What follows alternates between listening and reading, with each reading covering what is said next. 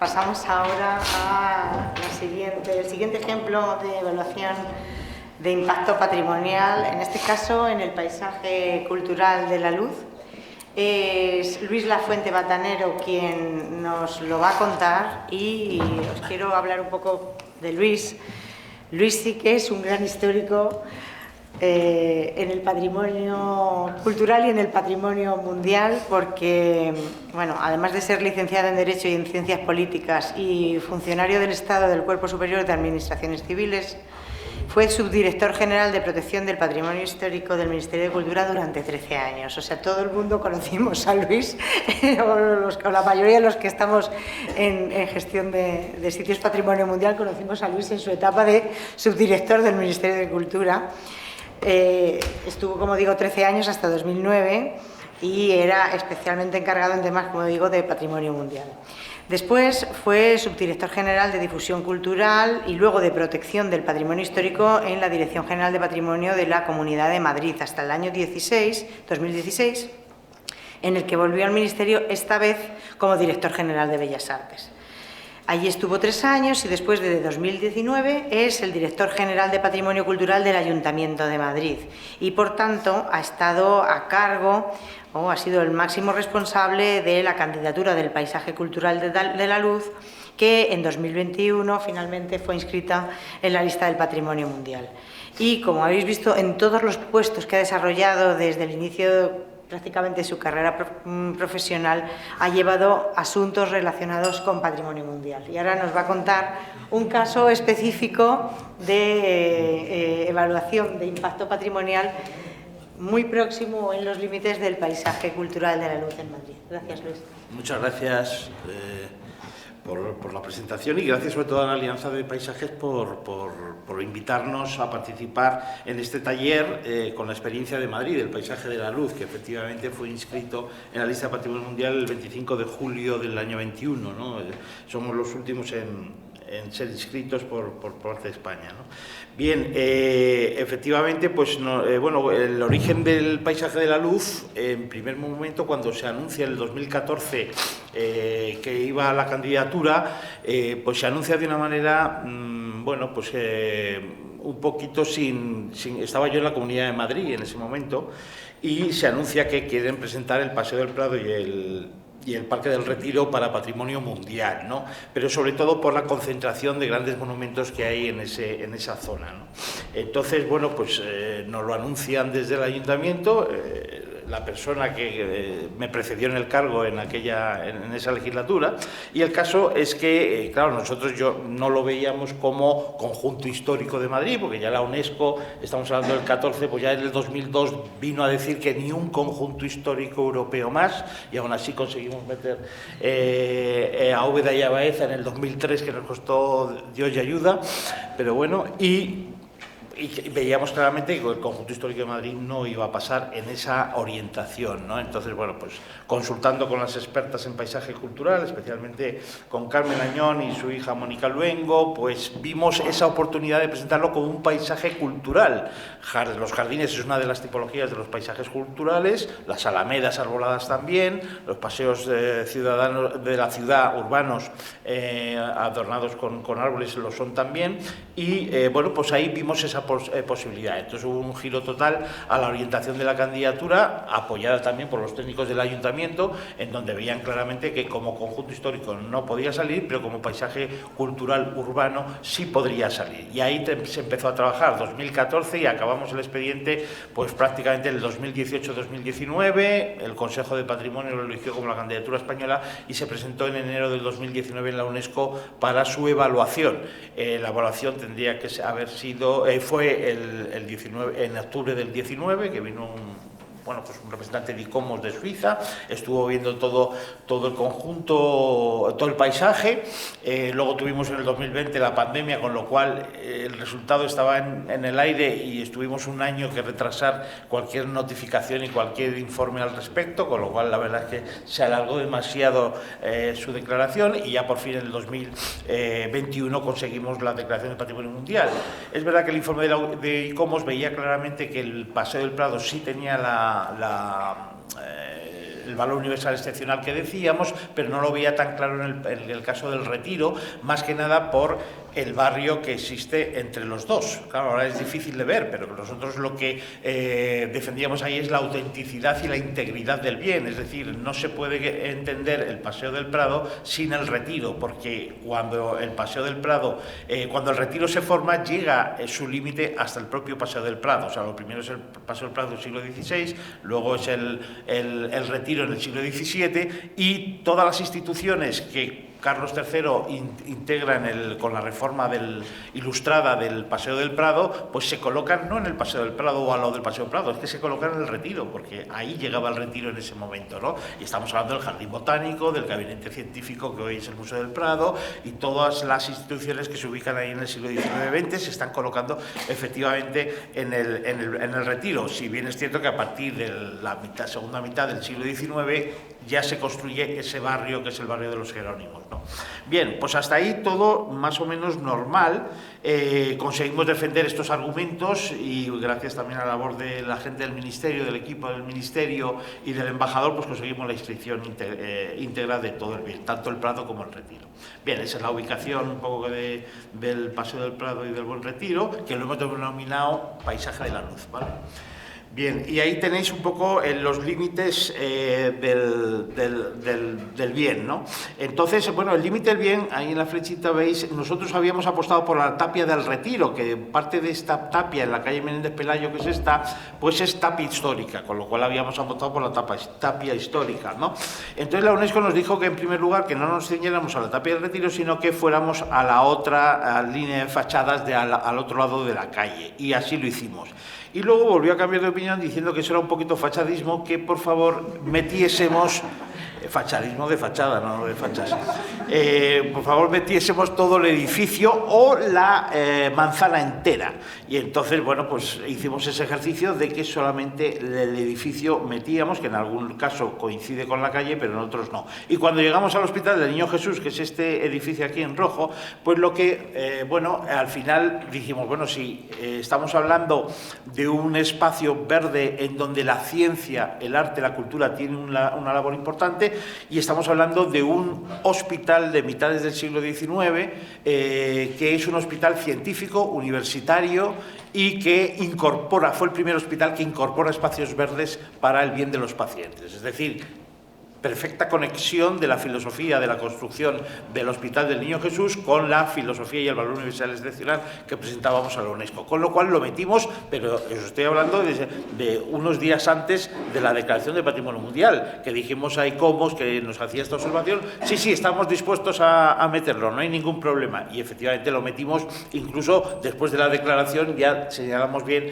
qué es lo que se metía del Hospital del Niño Jesús, ¿no? Y por eso queda en este lado un poquito más introducido este bien, que además estaba ya declarado bien de interés cultural el hospital, o parte de él, ¿vale?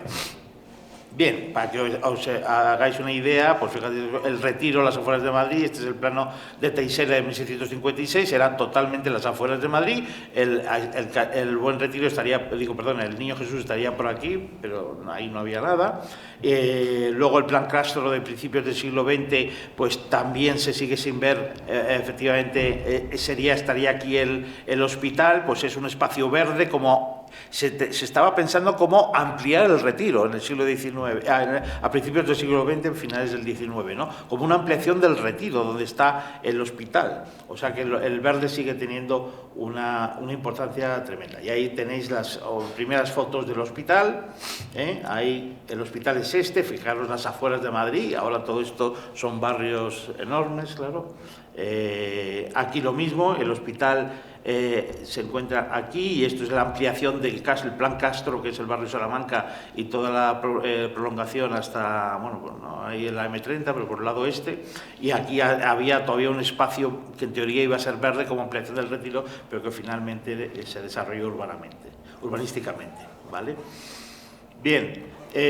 Bueno, el hospital empieza a funcionar a finales del XIX, pero se va incrementando con edificios a lo largo del siglo XX. O sea que tienes ahí edificios patrimoniales y también ampliaciones del siglo XX que luego también te cobran su importancia en este proyecto. Bien, ahí está en el año 98 el pabellón de imanología, la urgencia del 2004, en fin, o sea que se ha ido creciendo continuamente a lo largo de los siglos. ¿Vale? Con lo cual tiene distintos tipos de edificios. Bien, entonces, bueno, pues la Consejería de Sanidad de la Comunidad de Madrid lo que pretendía es ampliar. ¿Qué es el Hospital Infantil del Niño Jesús? Es el hospital pediátrico, el hospital infantil más importante de España y uno de los más importantes de Europa, ¿vale? Es un hospital universitario y es un hospital de investigación. Entonces, se han quedado, efectivamente, ya habéis visto, los distintos pabellones respondían su construcción a las distintas necesidades que ellos establecían y que el devenir del tiempo pues lo imponían, ¿no? Entonces, en ese sentido, necesitan una ampliación para mejorar las instalaciones, más consultas, más quirófanos, más áreas de zona administrativa, porque ahora vais a ver cómo está en la actualidad. Bien, bueno, ahí tenéis fotos históricas de todo, edificios muy parecidos también ahí al lado en los entornos, como tenéis el Colegio Nuestra Señora del Loreto de la calle O'Donnell, el Colegio del Pilar Neogótico en la calle Príncipe Vergara, el Hospital Beata María también, que está bastante cerca, también en Narváez. En fin, bueno, el caso es que este hospital, como ya os he dicho, está protegido por la Ley General de Ordenación Urbana, por el catálogo como un edificio singular, está declarado bien de interés cultural, en fin, no me voy a meter con la protección, tiene una máxima protección, y la Consejería lo que pretendía era demoler primero, ahí dentro del ámbito del hospital, un edificio que estaba realizado en los años 70 y que nunca había sido acabado. Y estaba ahí construido, ahora veréis fotos, y se encuentra abandonado desde los años 93, con lo cual había un deterioro y un peligro de caída de tejas, de cubiertas, etcétera, que aconsejaba la demolición. Segundo, desmontar todos los contenedores y barracones existentes que daban uso al hospital, uso administrativo, uso médico también, que empezaban a colocar como barracones de, bueno, hasta cuando esté hecho el edificio, pues ya quitamos el barracón y lo pasamos al edificio, y ahí llevan desde el año 93, es decir, 30 años los barracones funcionando como si fuese un edificio permanente, ¿no? Luego, al demoler y quitar los barracones, construir un nuevo edificio con el mismo volumen del que derrumban, ¿no? Y ahí está la polémica, es eliminar el aparcamiento que había en todo el solar de los coches.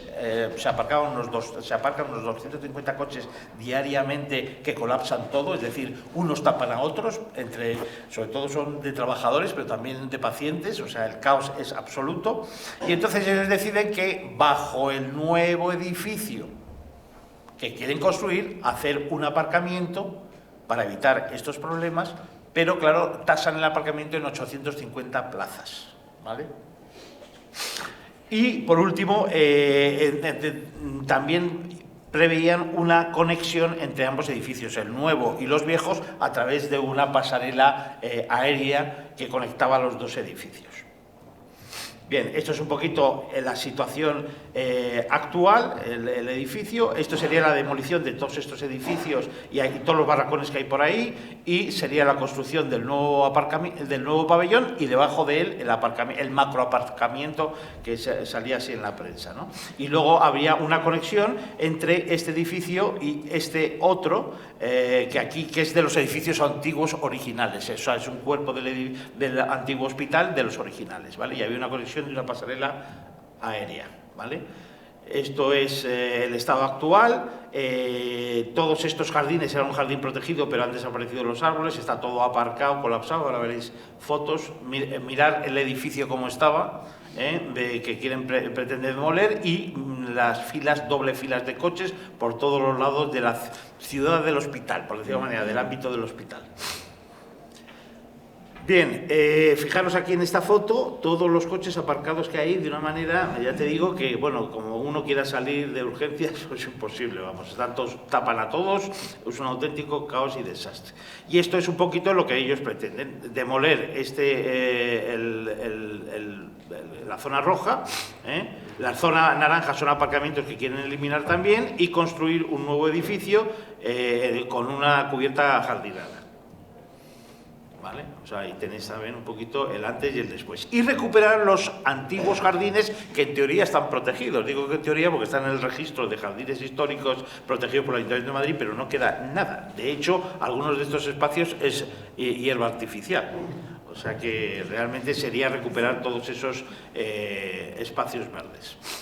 Bien, ahí están los árboles, para que tengáis también una sección, esta sección es la del aparcamiento que pretenden. ¿Qué pasa con este aparcamiento? Pues ellos lo que se han fiado más en la gestión administrativa que en la esencia de la necesidad. ¿Qué quiero decir? Pues esto es muy fácil. Esta operación de aparcamiento y nuevo edificio me cuesta 22 millones de euros, la saco a concesión administrativa, el ganador me construye y invierte los 22 millones de euros para construirme el nuevo hospital, los nuevos jardines, por supuesto el aparcamiento, y luego le doy una concesión de 30, 40 años para recuperar la inversión realizada por el concesionario. Una gestión de una concesión administrativa indirecta. Es legal, no pasa nada, pero claro, la pregunta es qué necesidad de 800 plazas hay, que es ahí donde viene luego el informe de ICOMOS, ¿no? Que ahora veremos. Bien, este es un poquito la propuesta, una infografía de la propuesta de edificio. Veis ahí la unión con el antiguo edificio y pues empieza efectivamente un poquito el edificio histórico, cómo es el estado actual. Ahí veis, por los colores, si es un alto impacto, leve, medio, etcétera. La segunda columna es el proyecto que ellos propusieron y ganaron en el concurso. ¿Vale? O sea, ganaron un concurso, salió el concurso sin que ese concurso pasase por la comisión local. O sea, Sanidad de la Comunidad de Madrid pasa, mete en el boletín oficial de la Comunidad de Madrid el concurso público con las prescripciones técnicas, ahí se presenta, solo se presentó una empresa, que es esta la ganadora, y gana el concurso con un supuesto anteproyecto que presentan, ¿no? Presentan un anteproyecto y lo ganan. Y entonces, en la evaluación de impacto ambiental, en la tercera columna es cosas que podría mejorar ese proyecto de cara al impacto medioambiental. Y efectivamente esto luego han hecho caso el constructor, es decir, que ya el proyecto que enviamos nosotros a la UNESCO, ya me adelanto, ya no es el último y el original, sino que es la tercera columna, es decir, que han hecho caso a las propuestas que han hecho los que elaboraron el informe de impacto patrimonial. Bien, el impacto visual es nulo del nuevo edificio, la funcionalidad pues mejora todo, es verdad que mejora enormemente el servicio hospitalario, y eso no hay ninguna duda por parte de nadie. Todos estamos de acuerdo, no solo que es necesario la ampliación del hospital, sino que la propuesta mejora considerablemente todos los aspectos del servicio hospitalario. Movilidad, pues aquí ellos realizan yo creo que realizan un estudio sin tener todos los datos necesarios, se ciñen solo al hospital, y cuando necesitas hacer una evaluación de impacto de movilidad necesitas saber todo el área de la ciudad. Entonces esto es un estudio yo creo que parcial, insuficiente. Ellos proponen unas mejoras, pero bueno, yo creo que aquí es donde flojea un poco este informe, ¿no? La accesibilidad de la gente pues es todo mejora y es excelente, y respecto al medio natural también, porque claro, partimos de una base de que los jardines del antiguo hospital no existen ahora y los vuelven a recuperar, con lo cual todo el proyecto es mejora en este aspecto, ¿no? En el medio natural. Luego aquí viene, pues un poco, efectivamente lo relacionan con los criterios de la UNESCO, ¿no? 4 y 6, pues efectivamente que al final también no incide básicamente en el valor universal excepcional. ¿Qué pasó con ICOMOS?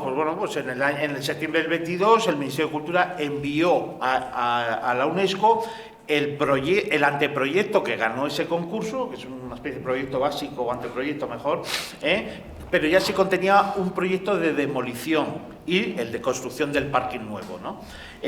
Luego el proyecto básico, sí, y luego también en el ámbito de patrimonio mundial, bueno, pues es eso.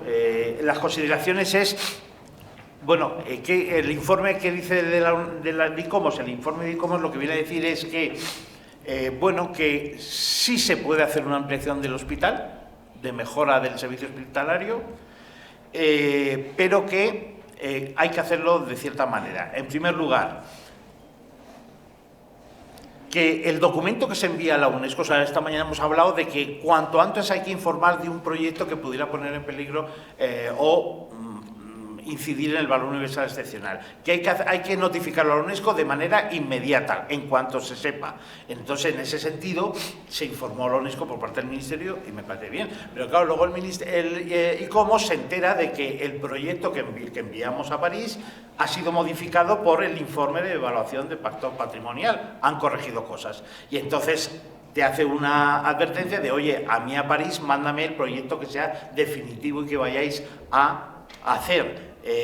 También le advertimos que no ha pasado por la Comisión Local de Patrimonio todavía. En la Comisión Local de Patrimonio de Madrid no tenemos el proyecto definitivo que se va a llevar a cabo y no se ha pronunciado la Comisión Local, y eso es un requisito normativo, preceptivo y vinculante, y entonces no tenemos nada. Entonces, claro, nos viene a decir, oye, no me mandéis un anteproyecto porque me haces trabajar para un proyecto que no va a ser definitivo. Entonces ahí hay cierta contradicción en el sentido de infórmame cuanto antes, pero mándamelo definitivo, ¿no? Entonces, bueno, pero es verdad que también en Madrid se estaban produciendo muchas noticias en torno al Hospital del Niño Jesús en la prensa y en los medios de comunicación, en redes. Entonces también parecía que España no informaba a la UNESCO de algo que estaba sucediendo. Entonces, por eso yo creo que con buen criterio el Ministerio mandó en el septiembre del año pasado lo que tenía. Es que no podía mandar más, ¿vale? Y en ese sentido, bien. Luego lo mandamos en español diciendo que lo íbamos a hacer en inglés y también nos dijeron que había que enviarlo en inglés. Bueno, lo que viene a decir el informe ICOMOS es que el efecto de aumento de tráfico motorizado se considera solo para la zona de construcción, pero no el contexto urbano, lo que yo comentaba, que no hace un análisis integral de la movilidad.